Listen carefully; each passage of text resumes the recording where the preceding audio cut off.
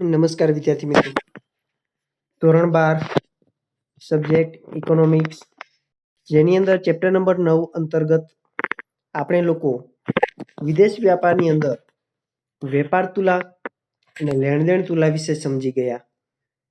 ત્યાર પછી વિદ્યાર્થી મિત્રો, આજે આપણે હુંડિયામણના દરનો ખ્યાલ એટલે કે કોન્સેપ્ટ ઓફ એક્સચેન્જ રેટ. હુંડિયામણના દર વિશે સામાન્ય રીતે આપણે એમ કહી શકાય કે આપણે લોકો બેઝિક રીતે માહિતીગાર તો હોય જ, કારણ કે સ્વાભાવિક છે કે કોઈ પણ દેશ હોય, બીજા દેશ સાથે વ્યાપાર કરવો હોય તો તમે બધા લોકો જાણતા હશો, તમારા કાકા મામા માસા ફઈ કોઈ પણ વ્યક્તિ છે અથવા કોઈ પણ બહાર છે વિદેશની અંદર સારું એવું નોલેજ એજ્યુકેશન મેળવવા માટે અથવા એમ કહી શકાય કે કોઈ નોકરી કે ગમે તે માટે વ્યાપાર કરવા માટે થઈને બીજા દેશની અંદર જ્યારે વ્યાપાર કરતા હોય તો બીજા દેશની અંદર જ્યારે ગયા હોય ત્યારે તમારે એ દેશની અંદર જે ટૂંકમાં એમ કહી શકાય એ દેશની અંદર જે ચલણ છે એ સર્વ સ્વીકૃતિ છે એની અંદર તમારે છે એ રૂપાંતર કરવું પડતું હોય છે. તો આ જે રૂપાંતર કરવાનું હોય છે એના બદલામાં ટૂંકમાં એક્ઝામ્પલ તરીકે $1 બદલામાં ભારતીય રૂપિયા કેટલા થાય, ભારતીય નાણું કેટલું છે, આ દરને હુંડિયામણના દરનો ખ્યાલ તરીકે ઓળખવામાં આવે છે, હુંડિયામણના દર તરીકે ઓળખવામાં આવે છે.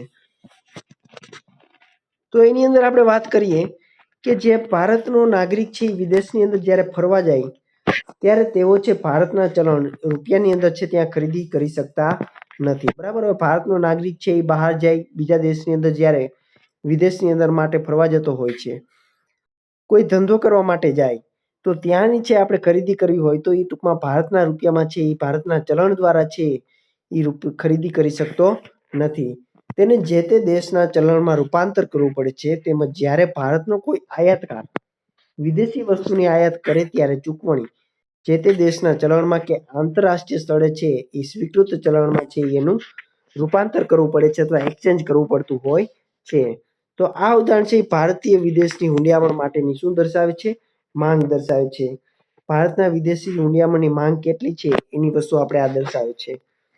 એ પ્રમાણે ભારતના રૂપિયાની માંગ કરી શકાય છે. જો આની અંદર આપણને આપેલું છે કે જે પ્રવાસીઓ છે વેપારી બેંકો છે પાસે અથવા ચલણના કાયદા માન્ય વેપારી પાસે જઈને છે પોતાના દેશને ચલણને અન્ય રૂપ ચલણની અંદર છે રૂપાંતર કરાવતા હોય છે. આમ આ પ્રકારનું રૂપાંતર છે જે તે સમયે પ્રવર્તતા કોઈ પણ ચોક્કસ દરે થતું હોય છે. આવા દરને હુંડિયામણના દર તરીકે ઓળખવામાં આવે છે. જો હુંડિયામણનો દર ખાસ ધ્યાન રાખજો, બોર્ડની એક્ઝામની અંદર 3 ગુણની અંદર છે તમને મોસ્ટ એમ્પી ક્વેશ્ચન કહી શકાય, અથવા 1 ગુણની અંદર જ્યારે તમને ખાલી વ્યાખ્યા પૂછાય હુંડિયામણનો દર એટલે શું, તો તમારે લખવું પડે જે દરે એક દેશના ચલણને બીજા દેશના ચલણની અંદર રૂપાંતર કરી શકાય તે દરને હુંડિયામણના દર તરીકે ઓળખવામાં આવે છે. બરાબર. આની અંદર બીજું કંઈ ખાસ છે નહીં, તમે બધા લોકો સારી રીતે જાણતા જ હશો. કોઈ પણ દેશ માટે છે હુંડિયામણનો જોજો ખાસ અહીંયા એક દેશના ચલણની બીજા દેશના ચલણની અંદર વ્યક્ત થતી કિંમત એટલે કે આપણા ભારતની અમેરિકાની અંદર જેટલી કિંમત વ્યક્ત થાય છે, આપણા ભારત દેશના રૂપિયાની કિંમત છે અમેરિકાના $1 સામે જેટલી વ્યક્ત થાય છે, જેટલી કિંમત નક્કી થાય છે, આ દરને હુંડિયામણના દર તરીકે ઓળખવામાં આવે છે. જોજો ખાસ, કોઈ પણ એક દેશ માટે હુંડિયામણનો દર એટલે વિદેશી ચલણના એક એકમની પોતાના દેશના ચલણમાં વ્યક્ત થતી કિંમત. અહીંયાથી વિદેશી ચલણનું એક એકમ ખરીદવા માટે જોજો આપણે વિદેશની ચલણનું એક એકમ આપણે ખરીદવું હોય તો એના પાછળ આપણે ભારતના કેટલા રૂપિયા ચૂકવવા પડે આ કિંમતની વાત છે. એક્ઝામ્પલ તરીકે આપણે કીધું પહેલાના સમયની અંદર $1 કેટલા રૂપિયા હતા? 60 રૂપિયા હતા. તો આ $1 બરાબર 1 રૂપિયો, જોજો ખાસ $1 એક ખરીદવા માટે આપણે છે ભારતના નાગરિકે 60 રૂપિયા ચૂકવવા પડતા હોય છે. તો આ 60 રૂપિયા જે રહ્યું એને હુંડિયામણના દર તરીકે ઓળખવામાં આવે છે. જ્યારે ભારત માટે હુંડિયામણનો દર ઊંચો હોય, જોજો એક વાક્યની અંદર મોસ્ટ એમ્પી ક્વેશ્ચન, ભારત માટે હુંડિયામણનો દર ઊંચો થાય ત્યારે ભારતના ચલણનું આંતરરાષ્ટ્રીય બજારની અંદર મૂલ્ય ઘટ્યું ગણાય અને વિદેશી ચલણનું જ્યારે એક એકમ ખરીદવા માટે વધુ રૂપિયા આપવા પડે એટલે કે વિદેશી ચલણની કિંમત જ્યારે મોંઘી થાય ત્યારે ભારતનો રૂપિયો છે નીચો થાય એવું કહી શકાય. એટલે કે અહીંયા આપણને એક્ઝામ્પલ પણ આપેલું છે કે પહેલાના સમયની અંદર તમે લોકો સારી રીતે જાણો છો કે અમેરિકાની $1 ની સામે આપણા 60 રૂપિયા હતા કે નહીં? એ જ વસ્તુ અત્યારે 70 થઈ ગયા. $1 સામે 65 થઈ ગયા, 70 થઈ ગયા. તો અહીંયા $1 ની સામે આપણા રૂપિયાની કિંમત કેટલી થઈ? વધી. બરાબર, રૂપિયા છે એ વધારે ચૂકવવા પડે. હવે ટૂંકમાં રૂપિયાની કિંમત વધી, પણ એમ કહી શકાય કે રૂપિયાનું મૂલ્ય શું થયું? અહીંયા ઘટ્યું. બરાબર, મૂલ્ય ઘટે. કિંમત વધે તો મૂલ્ય ઘટે, એટલે કે રૂપિયાનો દર છે એ અહીંયા ઊંચો જાય. હુંડિયામણનો દર ઊંચો જાય ત્યારે કિંમત ઘટે, મૂલ્ય ઘટે. એ વસ્તુ યાદ રાખવાની. બરાબર, આમ ભારત માટે હુંડિયામણનો દર છે એ નીચો થાય ત્યારે રૂપિયાનું મૂલ્ય વધે છે. જો હવે 65 વાળા 60 રૂપિયા થાય ત્યારે એમ કહી શકાય કે હુંડિયામણનો દર છે એ રૂપિયા વધે છે, એનું મૂલ્ય વધે છે. પરંતુ ચલણના મૂલ્યના વિશેના વિશ્લેષણની અંદર ચલણનો દર છે વધઘટ થવા માટે વચ્ચેનો અંતર સમય દરેક દેશની અંદર વસ્તુની કિંમત છે એ ભાગ ભજવતી હોય છે. ત્યાર પછી ભારત માટે હુંડિયામણનો દર વધે અથવા રૂપિયાનું મૂલ્ય ઓછું થાય તો ભારતની અંદર આયાતની માંગ ઘટે. જોજો ખાસ, ક્યારે?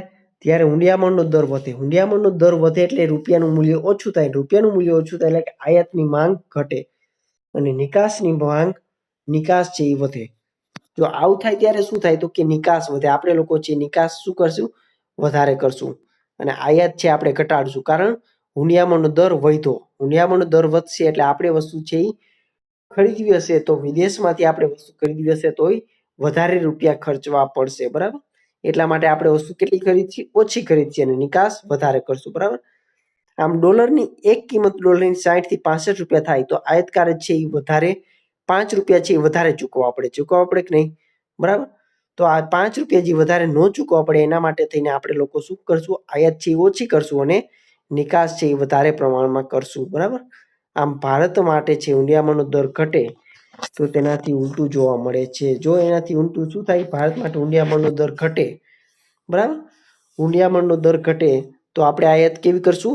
વધારે કરશું. બરાબર, કારણ કે જે 65 વાળી વસ્તુ છે એ 60 ની અંદર મળતી હોય તો આપણે આયાત વધારે કરશું અને નિકાસ છે એ ઓછી કરશું. બરાબર, કારણ કે આપણે આના પહેલા જોઈ ગયા લેણ દેણની તુલા. બરાબર, લેણ દેણની તુલા છે એની અંદર ખાધ ક્યારે આવે? પુરાંત ક્યારે આવે? બરાબર, હવે ખાધ ક્યારે આવે? કે જ્યારે આવક કરતા છે ખર્ચ વધી જાય એટલે ખાધ આવે. અને એમ કહી શકાય કે આવક કરતા જાવક છે એ ઘટી જાય. બરાબર, આવક કરતા જાવક ઘટી જાય ત્યારે છે એ પુરાંત આવે. એમ કહી શકાય રૂપિયા વધારે આવે. તો બધા લોકો છે એ પુરાંત માટે થઈને આપણે એમ કહી શકાય શું થતું હોય છે?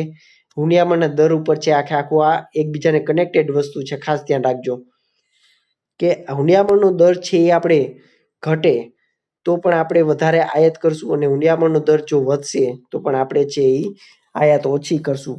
બરાબર, કારણ કે આપણે વિદેશમાંથી જે વસ્તુ આપણે ખરીદવી પડે એ મોંઘી કેટલી પડે છે, કેટલા રૂપિયા ચૂકવવા પડે છે, આ વસ્તુ છે તેના ઉપર આખે આખી ડિપેન્ડેડ હોય છે. ખૂબ જ સરસ. ત્યાર પછી આજે આપણે આ જ પાઠ પૂરો કરીએ છીએ. આવતા લેક્ચરની અંદર આપણે ચેપ્ટર નંબર 10 ઉદ્યોગ ક્ષેત્ર વિશે માહિતી મેળવશું. ખૂબ સરસ. આભાર.